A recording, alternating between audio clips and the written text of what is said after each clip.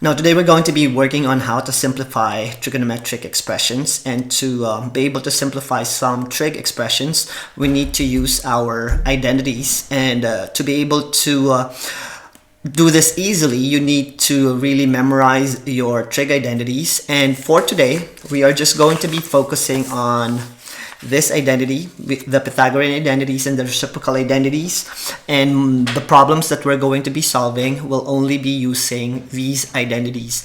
Now, one of the best practices in memorizing and remembering identities, or at least getting familiar with identities, is to write the formula down instead of just relying on the formula sheet or the cheat sheet. Write down the formula by hand, and by writing it down you'll be able to have a feel on how it's supposed to be written in a paper, and it really helps to especially some students who are remembering things by writing, to memorize the formula that way. So for today we're going to be working on 9 expressions, and some of them are fast and easy to simplify. Some of them requires a few more steps compared to the others. So let's go ahead and start with the first one, which is simplifying secant theta times cosine theta. Now, one of the basic rule in working out trig identities is to always modify your functions other than sine and cosine. So if your function is secant, cosecant, cotangent, and tangent, you can modify those functions using the reciprocal identities and retain your sine or your cosine function.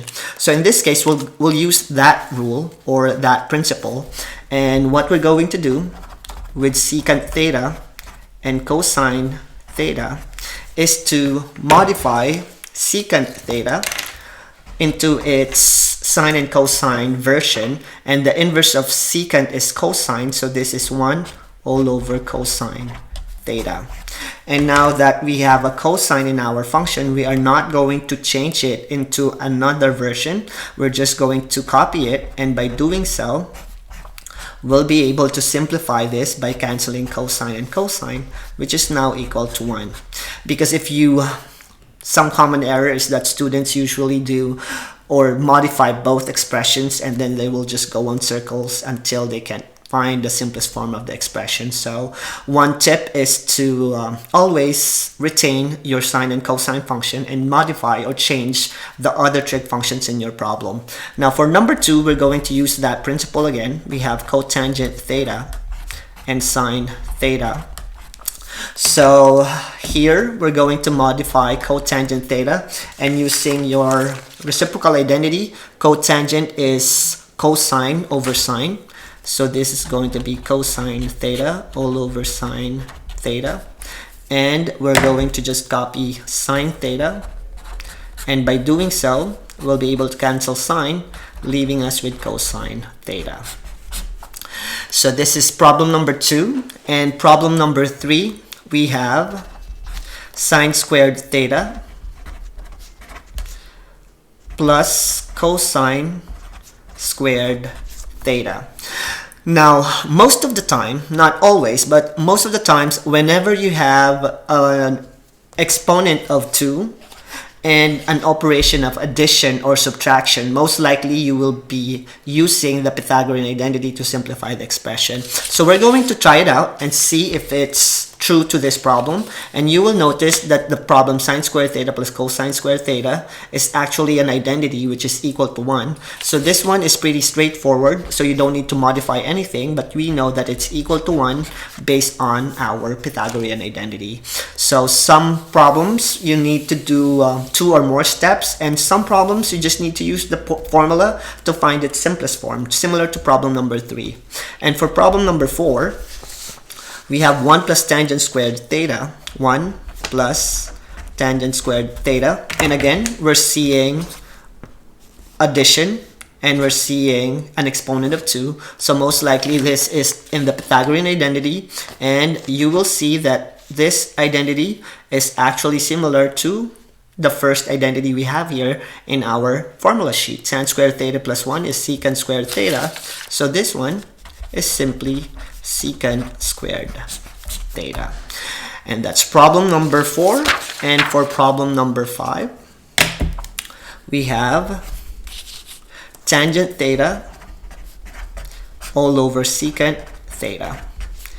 We're not seeing any sine and cosine in this function, so what we're going to do is we're going to change tangent theta into its sine and cosine version, and we know that tangent theta is sine over cosine divided by secant, and we know that secant is 1 over cosine.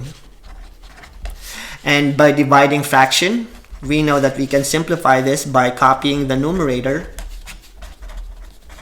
and multiplying it with the reciprocal of the denominator, which is cosine theta all over 1. And by doing so, we're able to cancel cosine, and now we are left with sine theta. So the simplest form of tangent theta and secant theta is sine theta.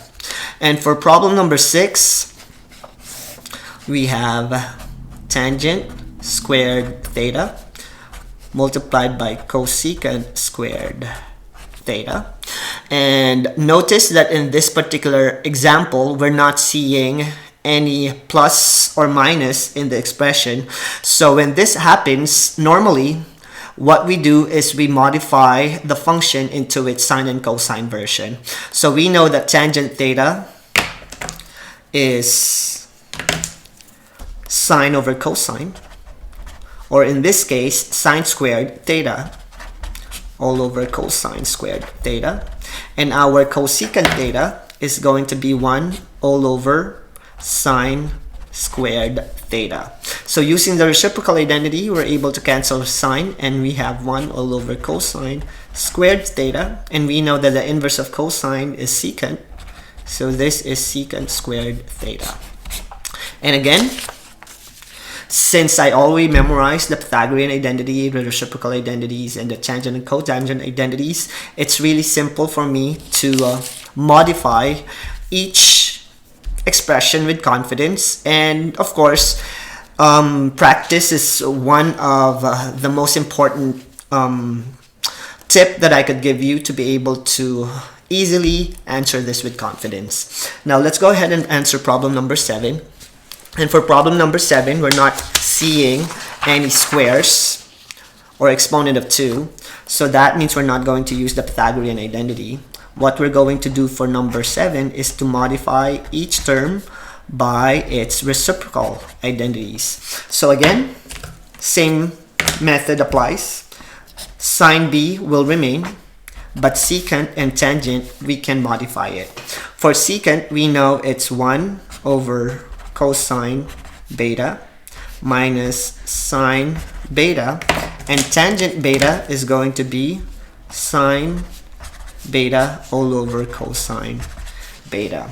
So we have two terms here, 1, 2, and we cannot cancel anything. What we can do is to multiply sine beta and sine beta. So now our new expression will be 1 over cosine beta minus sine squared beta all over cosine beta. And now we have fractions, two fractions with the same denominator, and we're supposed to subtract it. So the rule in subtraction is pretty simple. We just need to copy the denominator and subtract the numerator.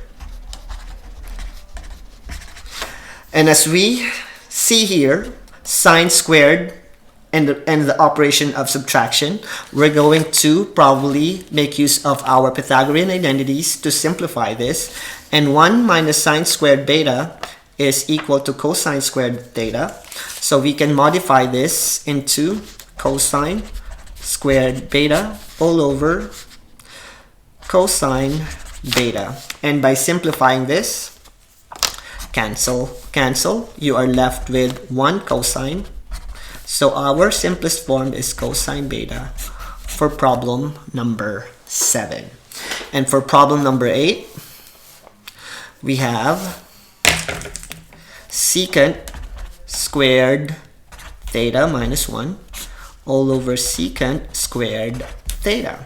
We have a square, we have a minus, so we're going to be using the Pythagorean identities. And in the Pythagorean identity, it's equal to tangent squared theta. So secant squared theta is now modified into tangent squared theta, and we're going to divide it with secant squared theta. And now we have tangent over secant, so we're going to modify it to its sine and cosine version. So sine or tangent is simply sine over cosine, sine squared over cosine squared,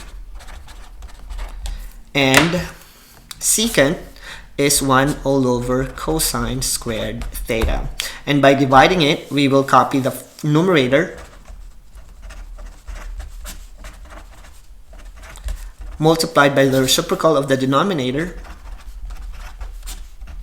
and we can cancel this, leaving us with sine squared theta. So problem number 8 gives us sine squared theta.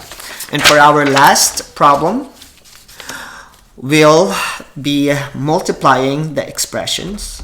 So we have cosine theta 1 plus secant theta 1 minus cosine theta.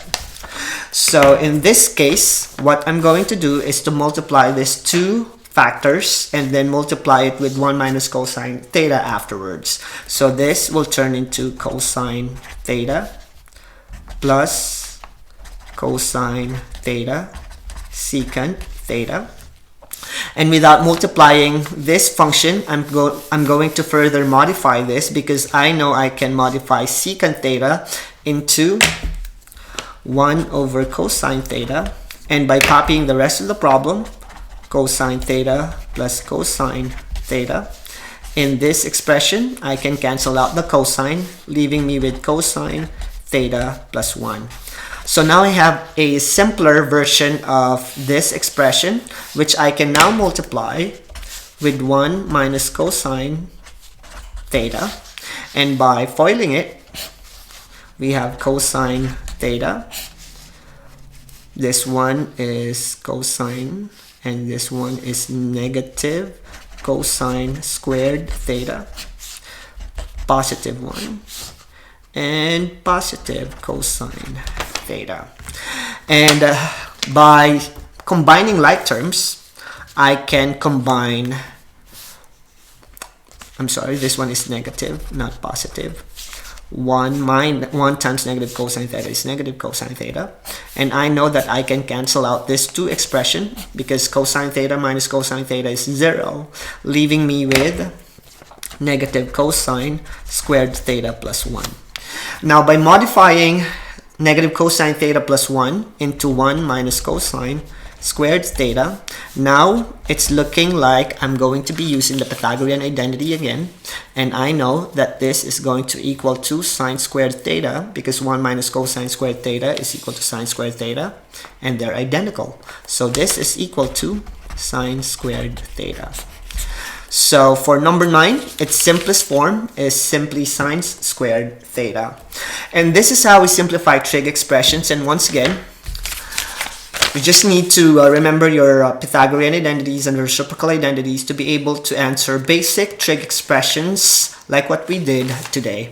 So if you learned something from this video, please like, share, and subscribe to my channel.